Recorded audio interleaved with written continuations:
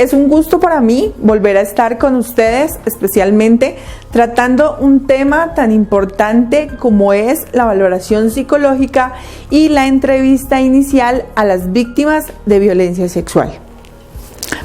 Primero, conozcamos qué es una víctima. Según la Real Academia de la Lengua Española, una víctima es una persona o animal que padece un daño o ha muerto por causa ajena o fortuita. Es también una persona o animal que es sacrificado o destinado al sacrificio.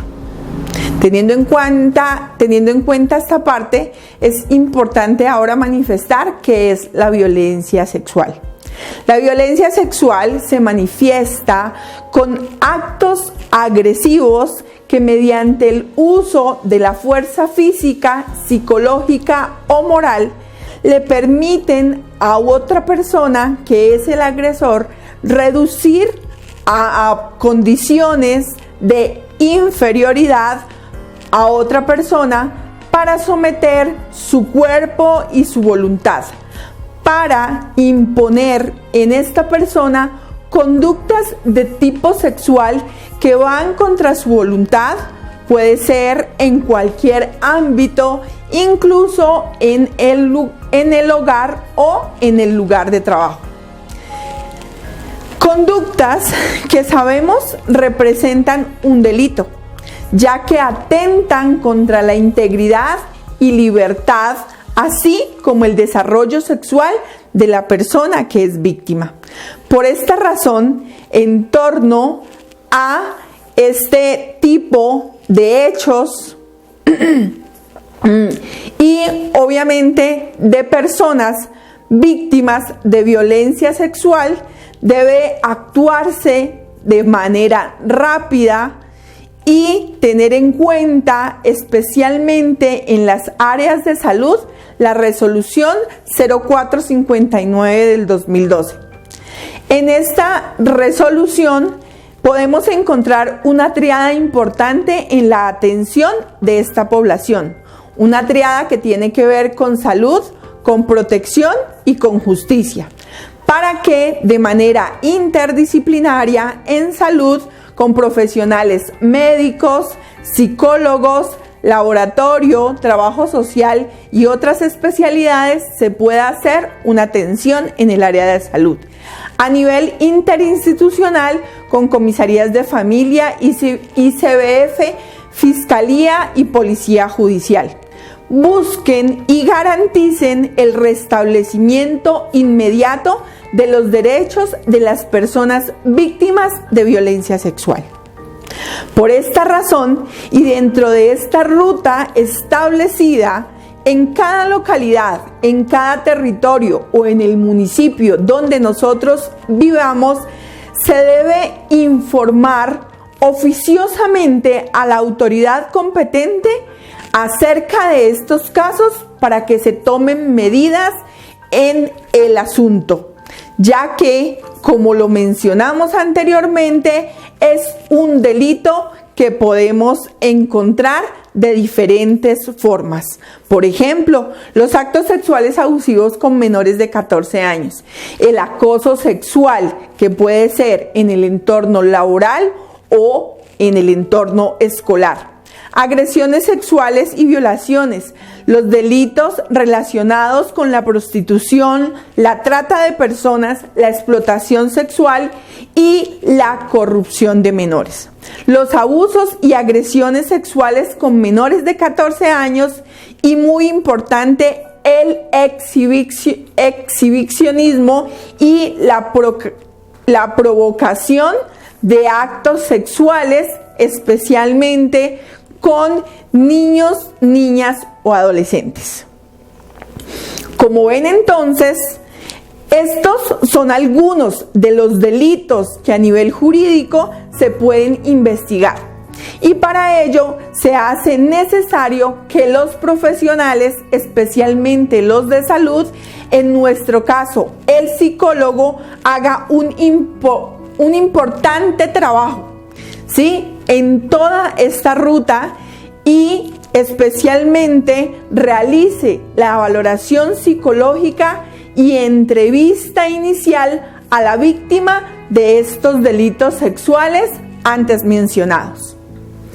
Ya teniendo en cuenta entonces qué es la violencia sexual y cuáles son los tipos de violencia que se presentan y que son de suma importancia identificar, ¿sí?, realizar la respectiva denuncia y tratar a través de las diferentes rutas, también quiero contarles el porqué de la valoración psicológica, ¿sí? Porque ante ello, ante la psicología, ante esta ciencia, poco sabemos.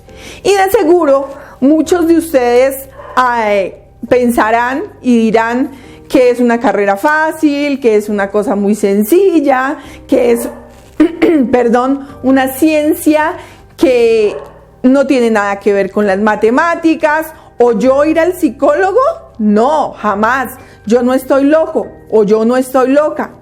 Eso es para gente débil a nivel emocional.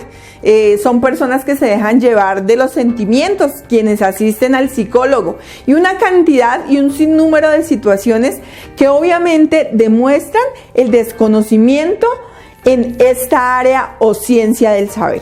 Por eso, aquí también quiero contarles qué es la psicología. Primero que todo, no es cualquier cosa.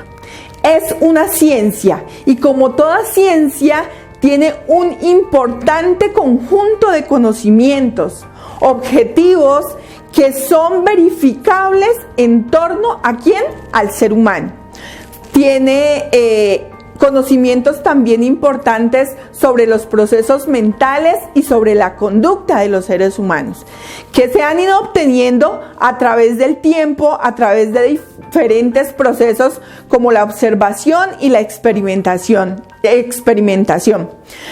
Lo que ha dado pie, obviamente, a diferentes explicaciones sobre la conducta humana, sobre los procesos mentales humanos, sobre la utilización y sobre en sí qué es el ser humano en diferentes aspectos. Es importante también decir que esta ciencia de la psicología tiene una metodología adecuada para el estudio de este objeto que es el ser humano, lo que ha permitido también sistematizar ese conocimiento que se ha adquirido y que hoy son usados en diferentes espacios.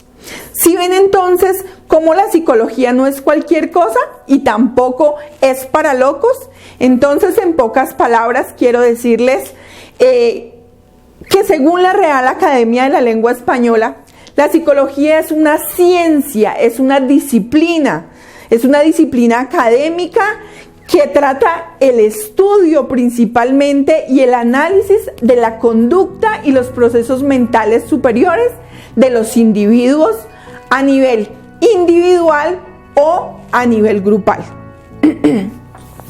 Entonces, de esta forma, también podemos decir que la psicología y quienes se han dedicado a hacer estudios como los antes mencionados, que fueron desarrollando herramientas importantes como la observación, la correlación, las técnicas selectivas y una cantidad de situaciones experimentales que han ido dejando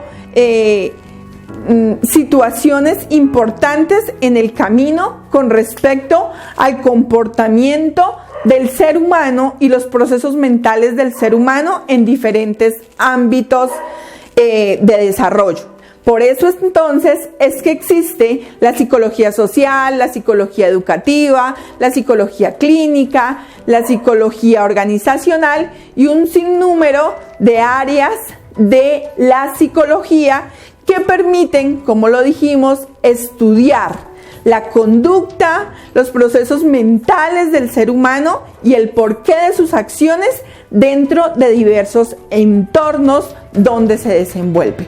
Y es aquí donde llega la psicología jurídica, ¿sí?, que es el área encargada de hacer la valoración psicológica de la persona víctima de delito sexual.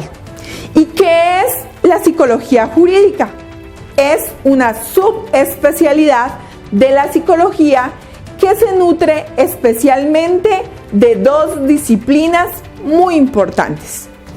Entonces, la primera ciencia que nutre esta subespecialidad de la psicología jurídica es la psicología, que como ya lo habíamos dicho, es una disciplina que estudia los procesos psíquicos, incluyendo los procesos cognitivos internos de los individuos, así como los procesos sociocognitivos que se producen en los entornos sociales, lo cual involucra obviamente a la cultura, según Miriam Rivas en el 2000. Y la segunda especialidad, es el derecho, que es una ciencia que rige el conjunto de normas jurídicas y leyes que están estipuladas a nivel social y que regulan las conductas de los seres humanos, según Pedro Torres en el 2011. Entonces, es así como podríamos decir que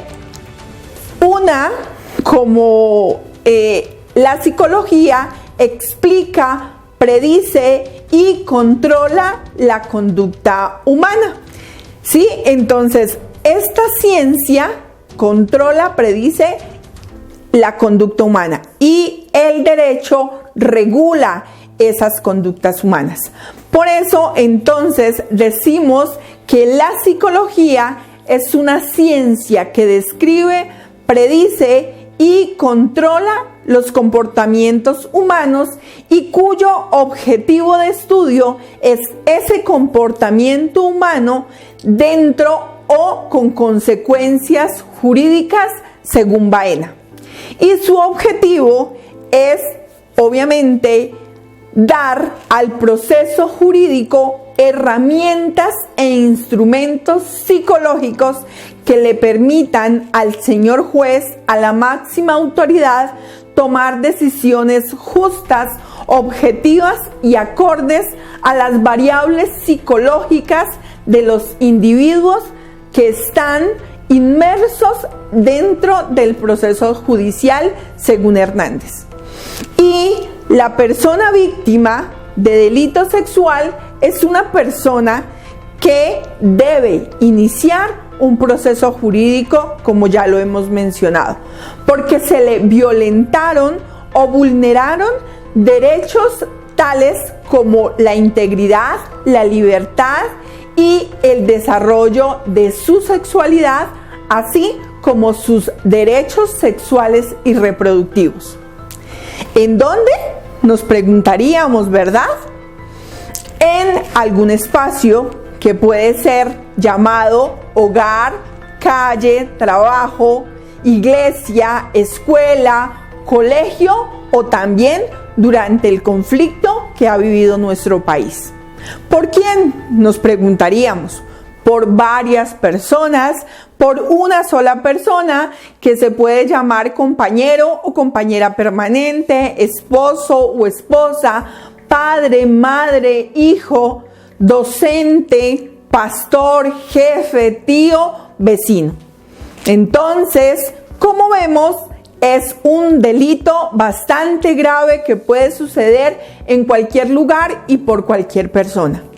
Y nuestra función, como ya lo habíamos mencionado, es dotar ese proceso jurídico en torno a estos casos con herramientas e instrumentos científicos y técnicos que le permitan a la máxima autoridad, en este caso al señor juez, tomar decisiones justas, objetivas y acordes a las leyes existentes en nuestro país. Y para ello, obviamente, en este proceso jurídico que se ha iniciado, se hace necesario identificar algunas variables a nivel psicológico dentro o con las personas involucradas dentro del proceso judicial. En este caso, puede ser la víctima de violencia sexual o la víctima del delito sexual, que también la persona agresora, ¿sí? O de acuerdo a dónde esté trabajando o para la parte que requiera la valoración a nivel psicológico jurídico. Entonces es muy importante que podamos hablar acerca de las herramientas desde la psicología jurídica y que ha hecho aportes importantes a este proceso en torno a la valoración psicológica y cognitiva dentro de un proceso judicial que inicia principalmente la víctima de delito sexual. Pero para realizar esta importante valoración psicológica es importante y necesario un consentimiento informado, donde se le debe explicar a la persona víctima o a quien va a ser valorada todo lo concerniente a la realización de la valoración psicológica. Debemos dejar en claro que la intervención psicológica no es clínica, sino jurídica. Además, que esta vez no podremos guardar el secreto profesional, porque la solicitud de la valoración psicológica está realizada por una autoridad competente, teniendo en cuenta que se ha iniciado un proceso jurídico para esclarecer un delito contra una persona que en este caso es la presunta víctima. De esta forma, entonces, es importante que conozcamos que a través del uso de diferentes herramientas de valoración que usamos los psicólogos, deberá ser entregado un informe muy detallado acerca de la valoración a la autoridad competente, como parte de ese proceso judicial y que será escuchado o relatado también en una audiencia de juicio oral cuando la autoridad competente cite a los peritos o profesionales encargados de realizar estas valoraciones. Entonces, es muy importante que todo esto quede consignado dentro del consentimiento informado, así como también dentro del informe psicológico de valoración, que se guía siguiendo los lineamientos estipulados por el Instituto Nacional de Medicina Legal y Ciencias Forenses, quienes han desarrollado un protocolo de evaluación básica en psiquiatría y psicología forense que lleva una primera versión desde el año 2009. Para ello, lo primero que debemos saber es quién es la víctima. Si es una persona adulta, si es un niño, niña, adolescente, ¿sí? Si es una persona con capacidades mentales y legales para que firme el consentimiento informado que ya le hemos explicado. O si es un adolescente mayor de 14 años, pero menor de 18, también para que pueda firmar este adolescente el asentimiento informado y por parte de sus padres un consentimiento otorgando tal permiso y reconociendo que se acepta que el adolescente firme. Pero también hay que tener en cuenta si la persona que vamos a evaluar o a valorar es una persona incapaz a nivel físico y mental, o puede ser un niño, niña menor de 12 años. a quien hay que pedirle el consentimiento a su padre, a su madre o a la persona responsable según haya otorgado esa responsabilidad la autoridad competente a través del defensor de familia o el comisario de familia. Luego de haber firmado los consentimientos informados y conocer de nuestro consultante, podríamos decirle, procedemos a realizar la respectiva valoración psicológica o entrevista inicial a la víctima de delito sexual.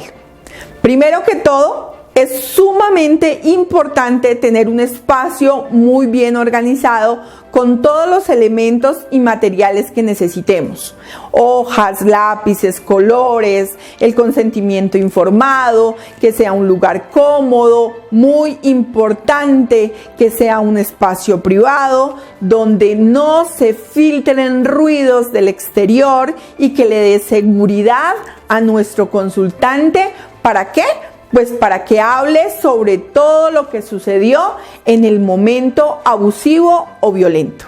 Entonces, después de tener nuestro espacio, también es importante que de acuerdo a la edad que tiene nuestro consultante, se pueden usar unos diferentes protocolos que existen o algunas herramientas, por ejemplo, como el protocolo de Nisch, el protocolo de Michigan, ¿sí? El protocolo SATAC, la entrevista cognoscitiva, la entrevista cognitiva,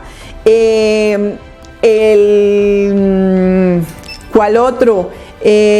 Usados principalmente en niños, niñas y adolescentes, todos estos protocolos que hemos nombrado.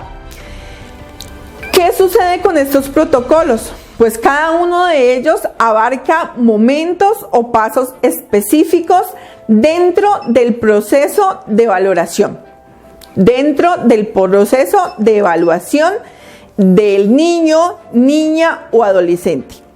E inicia con algo muy importante y es ganar o adquirir la confianza y desarrollar un buen rapport para que el niño, niña o adolescente pueda confiar en nosotros y contarnos todo lo que va sucediendo. Es importante entonces que estos protocolos, ¿sí? La persona que los va a usar, pues obviamente sepa de él, ¿sí? Sepa del protocolo, sepa de su utilidad y cómo manejarlo. Dentro del protocolo también es muy importante que, así como conocemos el protocolo, la persona consultante conozca al profesional, sepa quién es, qué hace, cuál es su función, cuál es su nombre y qué va a hacer dentro de ese espacio. También es necesario que se conozca al niño, niña y adolescente. Averiguar si el niño, niña o adolescente está ubicado en tiempo, persona y espacio. Esto se puede ir haciendo al principio cuando se le pregunta al niño fecha, día y lugar en el que nos encontramos, o también preguntar si sabe su fecha de nacimiento o fecha de nacimiento de alguno de sus padres. Esto nos indica obviamente el grado de salud mental o cognitivo también que puede ir teniendo el niño, así como su desarrollo y escolaridad. Todas estas preguntas, obviamente, de acuerdo a la edad y desarrollo biopsicosocial que pueda presentar el niño, niña o adolescente según la escala de desarrollo. Importante establecer una regla en el diálogo dentro de estos protocolos. Y es sobre quién habla primero, quién habla después, el respeto, el uso de palabras adecuadas. Cuando no entendemos una pregunta, poder decir que no la entendemos y que si se puede repetir. es importante también indicarle al niño, niña o adolescente con qué sexo se identifica y de esta forma también conocer el nombre que él o ella, según sea el caso, le dan a las partes del cuerpo. ¿Sí? ¿Por qué? Porque teniendo en cuenta la cultura y además suele pasar que algunos padres, por pena, por cariño o por desconocimiento, le enseñan a los niños, niñas y adolescentes a llamar sus genitales masculinos o femeninos de otras formas que a veces los profesionales evaluadores desconocemos y hacemos dentro de la valoración procedimientos o acciones pues que nos confunden, ¿sí? Porque no entendemos esos comentarios o nombres que los niños, niñas y adolescentes le ponen a las partes de su cuerpo. Por esto entonces es importante explicar a los niños todo lo que se va a hacer paso a paso, darles la confianza, poder tener esos diálogos a través del respeto y poder ir realizando esta entrevista paulatinamente. Además, es necesario saber si el niño, niña o adolescente identifica qué es verdad y qué es mentira. Y darle la confianza al niño que cuando el evaluador, el psicólogo, esté diciendo algo que es mentira o que es verdad, él también lo ratifique. Entonces, como lo ven, es algo muy interesante. Es un proceso que le permite dar confianza a los niños, niñas y adolescentes para que a través de una importante entrevista semiestructurada, el niño, niña o adolescente pueda ir introduciendo el tema abusivo o violento, con una pregunta abierta que el profesional de la psicología le haga para que cuente con un lenguaje muy natural, muy relajado, muy tranquilo acerca del suceso violento que ha padecido. Pero el profesional debe estar muy atento porque dentro de ese relato libre puede recuperar otra información que le puede ir dando pie a realizar otra serie de preguntas a nivel de las relaciones familiares, a nivel de los cuidados y a nivel de situaciones que pudieron haber pasado dentro del momento abusivo. Entonces, es importante ir identificando paso a paso hasta llegar al cierre. Pero, ¿qué recomendamos al realizar el cierre con niños, niñas y adolescentes? Es importante que en este cierre se haga una actividad de educación. ¿Para qué? Para que este tipo de situaciones y comportamientos pues no vuelvan a sucederle al niño, niña o adolescente. Él sepa cómo prevenir futuras acciones agresivas o también sepa a qué instituciones acudir en caso de volver a sentir este peligro o situaciones como las que ha vivido. Entonces, es una forma muy dinámica, muy agradable a través de diferentes protocolos poder llegar y poder obtener información valiosa para estos procesos judiciales con los niños, niñas y adolescentes. Con los adultos es una situación completamente diferente y hay diferentes herramientas de evaluación, como ya lo mencionamos, los protocolos, ¿sí? Aunque estos se utilizan con niños, niñas y adolescentes, es importante que la entrevista se considere como una herramienta muy interesante a la hora de valorar a las personas adultas. Aunque se han presentado inconvenientes con la entrevista. ¿Por qué? Porque es considerado un proceso intimidante porque se tocan aspectos muy relacionados con la intimidad de la persona y se llega incluso a pensar que se priva de los derechos y de la intimidad del consultante. Por ello, es necesario indicar que la entrevista debe ser desarrollada dentro de un proceso de comunicación donde interactúan estas dos personas según el caso y que tiene un objetivo, ¿sí? Un contexto, un código, un mensaje y una estructura bastante importante y cuyo fin es la atención de la persona víctima de delito sexual. Entonces, aunque la entrevista pueda ser considerada intrusiva en la vida de la persona o que esculque, digámoslo así, muchos aspectos privados de la persona valorada, es importante manifestar que es una herramienta que la Fiscalía avaló, ya que es una de las formas de obtener información veraz, certera y que puede aportar bastantes elementos a una investigación que se esté realizando. Además, es un método directo y económico. Y más que una ciencia, es importante indicar que se hace necesario que quien entreviste o valore practique y descubra varias habilidades que se necesitan a la hora de realizar una entrevista, como es hablar, escuchar, analizar, seleccionar información y finalmente hacer una evaluación de todo lo que se ha obtenido. ¿Evaluar a quién? A la persona y la información que suministra. ¿Y cuál es el objetivo de la entrevista en este nivel que podríamos decir que es una entrevista forense o jurídica?